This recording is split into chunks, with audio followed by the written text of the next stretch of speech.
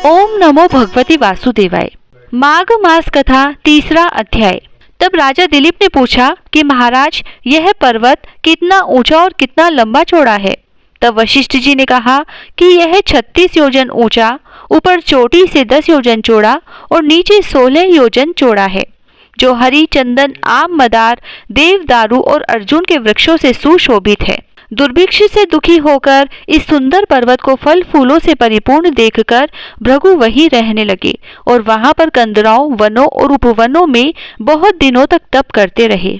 इस प्रकार जब भृगु ऋषि वहां पर अपने आश्रम पर रह रहे थे तो एक विद्याधर अपनी पत्नी सहित उतरा। वह दोनों बहुत दुखी थे।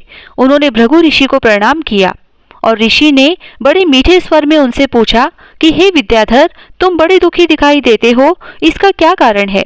तब विद्याधर कहने लगा कि महाराज, पुण्य के फल को पाकर, स्वर्ग पाकर तथा देव तुल्य शरीर पाकर भी मेरा मुख व्याघ्र जैसे है। यही कारण मेरे दुख और अशांति का है। न जाने किस पाप का फल है। मेरे चित्त की व्याकुलता का दूसरा कारण भी सुनिए।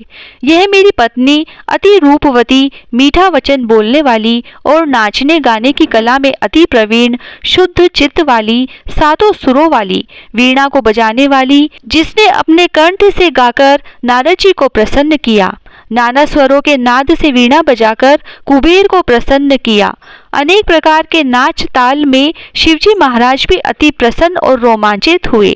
शील, उदारता, रूप तथा यौवन में स्वर्ग की कोई अप्सरा भी इस जैसी नहीं है।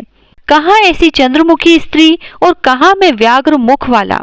यही चिंता सदैव मेरे हृदय को जलाती है। विद्याधर के ऐसे वचन सुनकर तीनों लोकों की भूत, भविष्य और वर्तमान की बात जानने वाले तथा दिव्य दृष्टि वाले ऋषि कहने लगे कि हे विद्याधर, कर्म के विचित्र फल प्राप्त हो जाते हैं। मक्खी के पैर जितना विष भी प्राण लेने वाला हो जाता है। छोटे छोटे पापों का फल भी अत्यंत दुखदायी हो जाता है। तुमने माघ मास की एकादशी का व्रत करके द्वादशी के आने तक शरीर में तेल लगाया, इसी पाप कर्म से व्याघ्र हुए।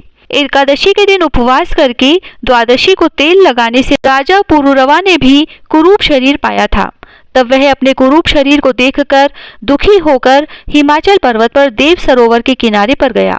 वहां प्रीतिपूर्वक शुद्ध स्नान कर कुशा के आसन पर बैठकर भगवान कमल नेत्र वाले पीतांबर पहने, वनमाला धारण किए हुए विष्णु का चिंतन करते हुए पुरुरवा ने 3 मास तक निराहार रह भगवान का चिंतन किया। इस प्रकार 7 जन्मों में प्रसन्न होने वाले भगवान राजा के 3 महीने के तप से ही अति प्रसन्न हो गए और माघ के शुक्ल पक्ष की एकादशी को प्रसन्न होकर भगवान ने अपने शंख के जल से राजा को पवित्र किया। भगवान ने उसके तेल लगाने की बात याद दिलाकर सुंदर देवताओं का सा रूप दिया, जिसको देखकर उर्वशी भी उसको चाहने लगी और राजा सुकृत्य होकर अपनी पुरी को चला गया। भृगु ऋषि कहने लगे कि हे विद्याधर, इसीलिए तुम क्यों दुखी होते हो? यदि तुम अपना यह राक्षसी रूप छोड़ना चाहते हो तो मेरा कहना मानकर जल्दी ही पापों को नष्ट करने वाली हेमकूट नदी में माघ में स्नान करो, जहाँ पर ऋषि सिद्ध देवता निवास करते हैं। अब मैं इसकी विधि बतलाता हूँ। तुम्हारे भाग्य से माघ मास आज से 5वें दिन ही आने वाला है। पौष शुक्ल एकादशी से इस व्रत को आरंभ करो।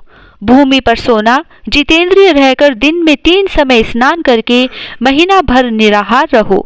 सब भोगों को त्याग कर तीनों समय में शिवजी स्तोत्र और मंत्रों से पूजन करोगे तो तुम्हारा मुख कामदेव के समान हो जाएगा और देवता भी तुम्हारा मुख देखकर चकित हो जाएंगे और तुम अपनी पत्नी के साथ सुखपूर्वक क्रीड़ा करोगे। माघ मास के प्रभाव को जानकर सदा माघ में स्नान करो। पाप और दरिद्रता से बचने के लिए मनुष्य को सदा यत्न से माघ मास का स्नान करना चाहिए। यह स्नान सदा सब दानों और यज्ञों के फल को देता है और पापों का क्षय होता है। वशिष्ठ जी कहते हैं कि हे राजा दिलीप, यह कथा भृगु जी ने विद्याधर को सुनाई। माघ स्नान योगों से भी बढ़कर यज्ञ तथा यज्ञों से बढ़कर गर्जना करता है। पुष्कर, कुरुक्षेत्र, ब्रह्मव्रत, काशी, प्रयाग तथा गंगा सागर जैसे संगमों से मनुष्य को जो फल 10 वर्ष में मिलता है, उतना ही फल माघ मास में स्नान करने से 3 दिन में मनुष्य को मिलता है। इसमें जरा भी संशय नहीं है कि चिरकाल तक स्वर्ग में रहने की इच्छा करने वाले मनुष्य को सदा यत्न से माघ मास में स्नान करना चाहिए। आयु, आरोग्य, धन, रूप, कल्याण और गुण प्राप्त करने वालों को माघ का स्नान कभी नहीं छोड़ना चाहिए। स्नान करने वाला इस लोक तथा परलोक में सदा सुख पाता है।